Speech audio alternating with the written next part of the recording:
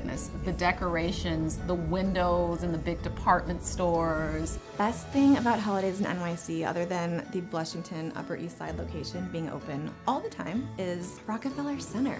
Is ice skating Rockefeller Center. It never gets old, no matter how many times I go. I love ice skating. I love the art. I love the way it smells. We get to experience like coats and wraps and sweaters, and the city is all filled with lights, and it's just beautiful and sparkling, and I love it. The best thing about having holidays in the city is having my family all together. I love all the decoration of New York. I've been blessed because they all live around here and they're always in my house and they always want to have the holidays in my house. New York and Christmas kind of just go together. Just the spirit of holiday in the city is just second to none. So it's the best thing.